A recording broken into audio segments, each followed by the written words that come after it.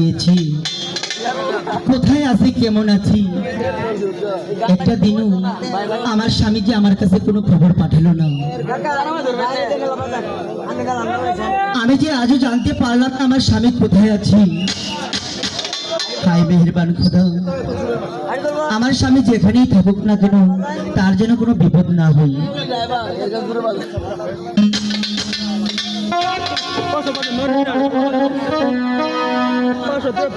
না জানি হয়তো আমি এসে পড়েছি। আমার শৈলী কি ঘুমিয়ে গেছে? শৈলী, স্বামী, শৈলী, আরে শৈলী, কি শৈলী, আমার যে মন বলছে আমার স্বামী এসেছি। তুমি দরজা খোলো, দেখো তোমার স্বামী এসেছে। স্বামী, হ্যাঁ আপনি এসেছেন স্বামী? হ্যাঁ, তুমি দরজা খোলো, দেখো তোমার স্বামী এসেছে। শৈলী, ঠিক আছে স্বামী, আমি দরজা খুলছি, আপনি ভিতরে আসুন। শৈলী, স্বামী, শৈলী, আপনি তুমি কেমন আছো? আপনাকে ছাড়া আমি যেমন থাকার কথা ঠিক তেমনই আছে স্বামী, কিন্তু আপনি কেমন আছেন? আমি খুব ভালো আছি শৈলী। আপনি আমাকে রেখে চলে গেলেন, একটা দিনও তো খবর নিলেন না আমি কেমন আছি। হ্যাঁ, তুমি সত্যি বলেছো, কিন্তু আমার ছেলেটা কেমন আছে? হ্যাঁ, আপনার ছেলেও অনেক ভালোই আছে স্বামী। সে কি স্কুলে গিয়েছে ঠিক মতো? হ্যাঁ, সে প্রত্যেকদিন স্কুলে গিয়েছি। তাই? কিন্তু স্বামী, আমি আপনাকে একটি কথা বলতে চাই।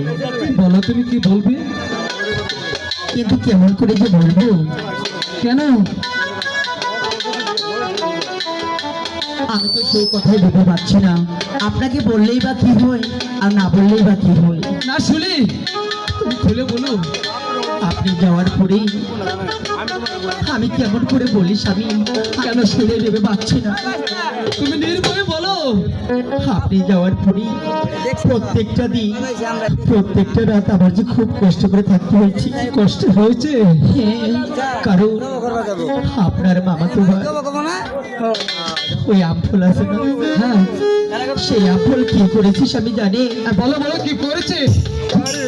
আমি বললে হয়তো আপনি বিশ্বাস করবেন না স্বামী, তবুও যে আমি আপনাকে বলি। বলো শুনি। আপনার মামাতো ভাই আমফল আমার বাড়িতে এসে, হ্যাঁ, সে যে আমার মানের উপর আঘাত করেছি। শৈলী, তুমি কি সত্যি বলেছ শৈলী? হ্যাঁ স্বামী, আমি সত্যি বলছি, আমি একটি কথা মিথ্যা কথা বলছি না।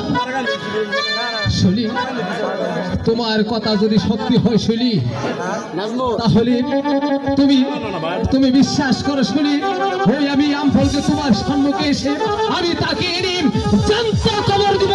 না স্বামী, না, এখন উত্তেজিত হলে চলবে না স্বামী। কেন? কারণ ওই আমফলের সঙ্গী আপনি একা পারবেন না স্বামী। আমি একটি কথা বলি। বলো। আপনি এখনই আমার দুই ভাইকে খবর দেন, আমার ভাইদেরকে সঙ্গে নিয়ে তারপর আপনি আমাদের বাড়িতে ওদেরকে নিয়ে পাহারা দিবেন। আর আমি যেভাবেই হোক ছেলে বলে কোনো কৌশলী ওই আমফলকে আমার বাড়িতে আসতে বলবো। হ্যাঁ, সে আসলে তারপর আপনারা তিনজন মিলে তার সঙ্গে মোকাবেলা করবেন স্বামী। ঠিক আছে শৈলী, শৈলী, তাহলে তুমি থাকো, আমি সাপমারি চলে গেলাম। ঠিক আছে স্বামী। আমি তোমার ভাইকে নিয়ে এসে তারপরে একসাথেই আমরা তার বিচার করব। হ্যাঁ শৈলী, স্বামী, আমি চলে গেলাম শৈলী। ঠিক আছে স্বামী, আপনি তাই খান, আমিও বেড়ে যাই। রোগী স্বামীর জন্য অপেক্ষা করি।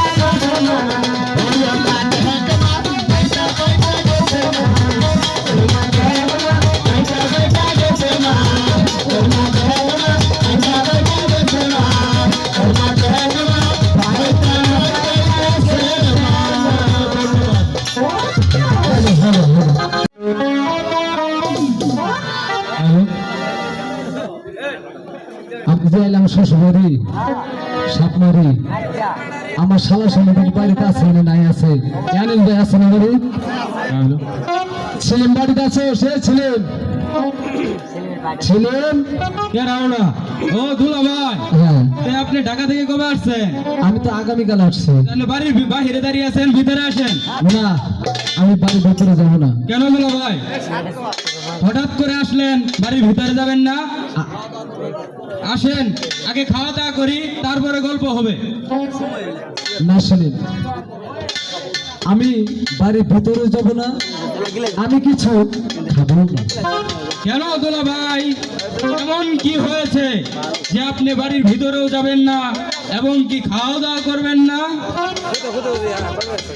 আমার সাথে তোর বাড়িতে যেতে হবে। কেন দুলা ভাই, বাড়িতে কোনো সমস্যা হয়েছে? সেটা আমি তোকে বলবো না, আমি বলছি তুই আমার সাথে বাড়িতে চল। কেন দুলা ভাই, আপনি সব কিছু খুলে বলুন। শোন, আমার বাড়িতে গেলে তোর বোনের কাছ থেকে সব শুনতে পারবি। ঠিক আছে দুলা ভাই, চলো। তবে তাই চলুন। চলো বলি বলি স্বামী, আপনি এসেছেন? হ্যাঁ আমি এসে পেরেছি। কই সেলিম কোথায়? আসতেছে সেলিম। বুবু বুবু বুবু, সেলিম তোর কি হয়েছে? তোর মুখটা তো মলিন কেন? বউকে তার বলিস না ভাই, কেন, কি হয়েছে? আমি যে জরুরি তোকে তলব করেছি কি হয়েছে বুবু? তোর সঙ্গে একটু কথা বলার জন্য। বল বুবু বল। তুই তো জানিস না আমাদেরকে এই কালীতলার ভূমি বাড়ি করে দেওয়ার পর তোর দুলাভাই চলে গিয়েছিল ঢাকা। তারপর কি হয়েছে? তারপর তোর দুলাভাইয়ের মামাতো ভাই আমফুল সে আমাকে একা বাড়ি দিবি। একা বাড়ি দেবে? হ্যাঁ, আবার এই সতীর্থর দিকে নজর দিয়েছে ভাই। কি বললি বোন? ওই আমফলের এত বড় হিম্মত আমার বোনের মনের উপর আঘাত করে? দুলা ভাই, আপনি এখনো দাঁড়িয়ে আছেন? হ্যাঁ ছেলে, এখনই চলেন সেই আমফলের উদ্দেশ্যে।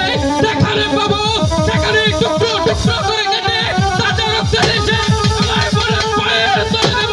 না, সেলিম, না, আমাকে আটকাস না বোন। না, তুই আমার কথাটি শোন। আজ কেমন কোনো বাধা নেই, আমাকে আটকাই, কারণ এত বড় হিম্মত আমার বোনের মনের উপর আঘাত করেছে। দেখতে চাই আর কলেজাটা কত বড়। তুই প্রতিশোধ নিবি, কিন্তু এভাবে নয়। তুই আগে আমার কথাটি ভাই, তারপর তুই যা করার করিস।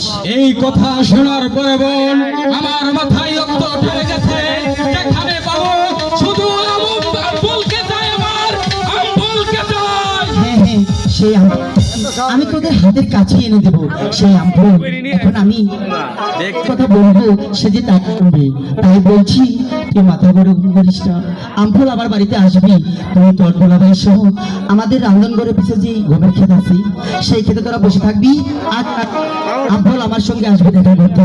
আর তখনই যখন আমফল বাড়িতে আসবি, আমি তোর শব্দ করলেই বুঝবি আমফল আমার কাছে এসেছে। ঠিক আছে বু, লঙ্গর বড় বাজার থেকে জীবরানা টেকার বানাইছি বু। এক ফুকেছে আমফলের মিটার ভেঙে এলাম। ঠিক আছে ভাই, যা করার পরে করিস, কিন্তু আমফল কি আমার বাড়িতে নিয়ে আসি। ঠিক আছে বু, আমি তোর কথা মতো গেলাম। ঠিক আছে, এবার তোরা যা, আমি আমফলকে ডেকে নিয়ে আসি। ঠিক আছে বু, ভাই চলেন। আপনারা যান, আমি আমফলকে ডেকে নিয়ে আসছি। হ্যাঁ স্বামী, তোমাকে একটি কথা বলি, বলুন স্বামী। যখন আমফল এ বাড়িতে আসবে তখন তুমি কি করবে? যখন আমফল বাড়িতে আসবি, আচ্ছা আমি যে কোনো একটা শব্দ করবো। শোনাও। আমি শব্দ করার সঙ্গে সঙ্গে আপনি বুঝবেন আমফল আমার কাছে এসেছে। ঠিক আছে শুনি, তাহলে আমি এখন আসছি। ঠিক আছে, সময় মতো এসে পড়বেন। ওরা কই আসিস দেখা কর। এবার আমফল তুই বুঝবি এই শৈলী কি জিনিস।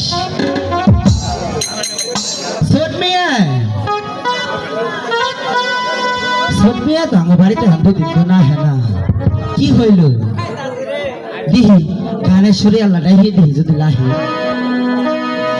ওই দেখা যাই সোনার দেওরা হাইটা হাইটা আসি পাগল করলো দেওরা।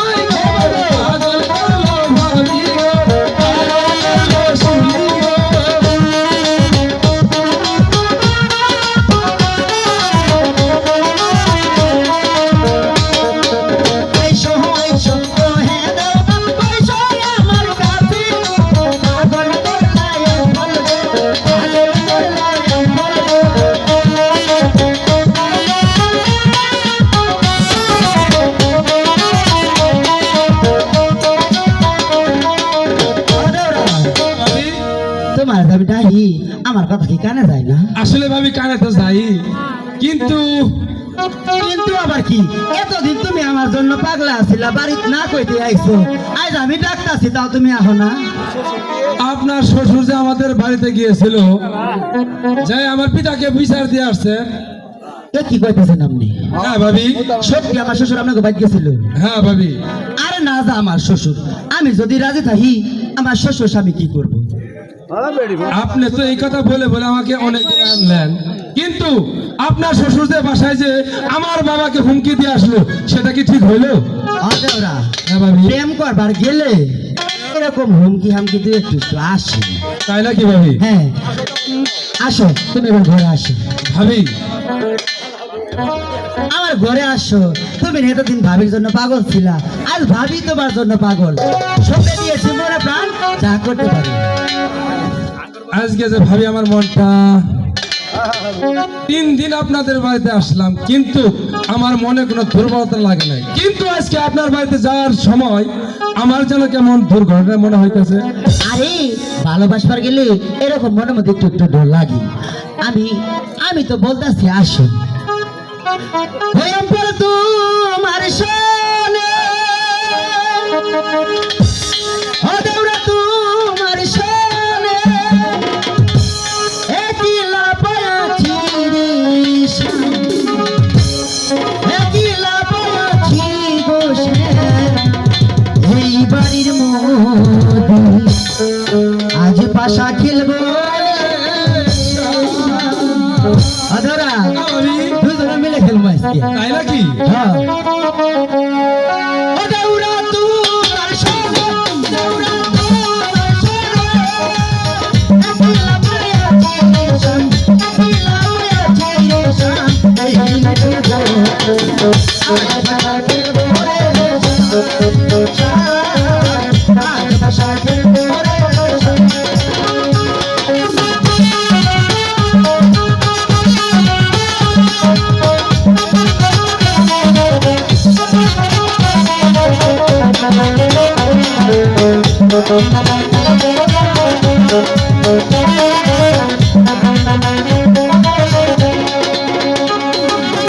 একলা পায়াছি হেতা পালাই মাতা বেকুমা, একলা পায়াছি হেতা পালাই যাবে কোথা, চৌদিকে গিরি আর রাখবো,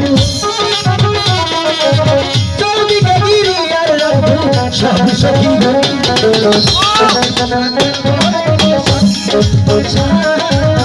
আজ পাশা খেলবো রে।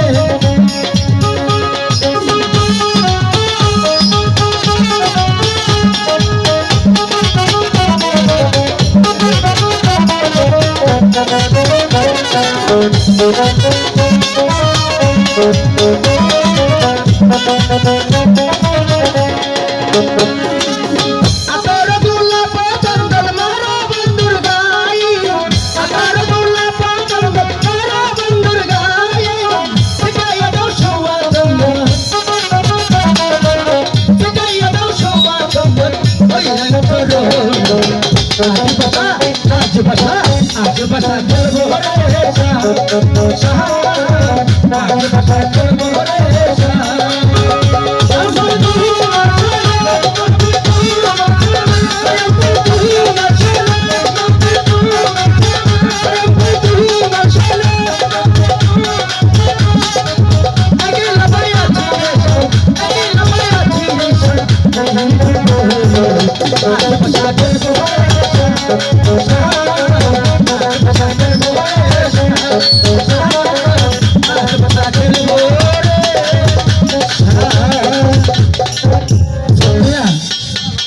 এবার তো বিশ্বাস হলো আমি আপনার ভালোবাসি।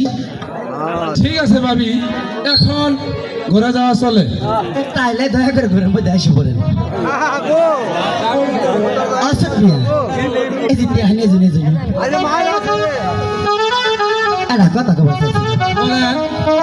আপনি প্রত্যেক দিনই আমার বাড়িতে আসেন, কোনদিন তো ওই যে প্লেনের সিটের মধ্যে দেখলি কি ভাবি ওই কালীতলা বন্ধে এল কাজে আসি যখন, আমার মনে কি ভয় নাই?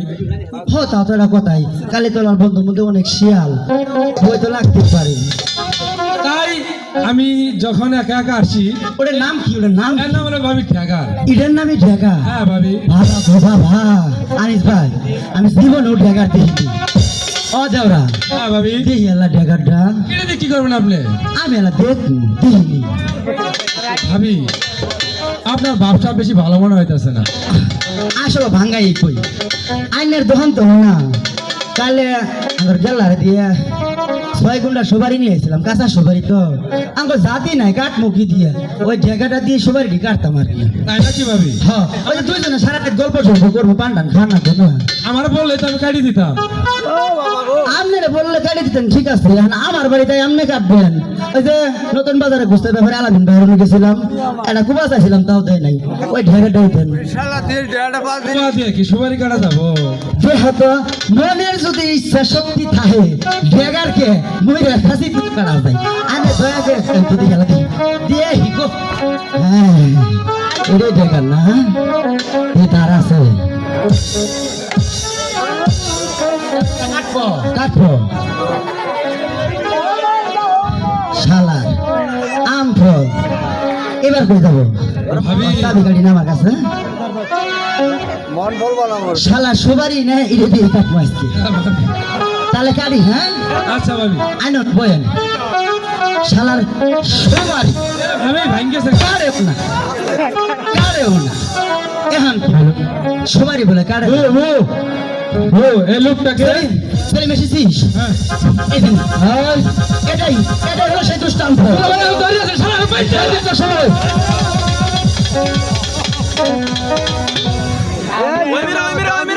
দুষ্টান্তফল। স্বামী, আপনাকে বলেছিলাম না এই আমফল, এই আমফল আমার সতীর্থের দিকে নজর দিয়েছে। ছিলেন বলো ভাই, তোর একটা কথা বলি। কোন? এই শালারা বান ডাইরেক্ট একবার জমা করে গেলাম। জব তো করবই তো লাভ। একবারে শেষ। শালার আগে সাইজ করিনি। হ্যাঁ? না গো, বাস্তব সাইজ আমি করে আইছি। আর কিছু নয়। আমি টাকা যাওয়ার পর যে অত্যাচার করছে আমার বউরে, মারবে না মারবে না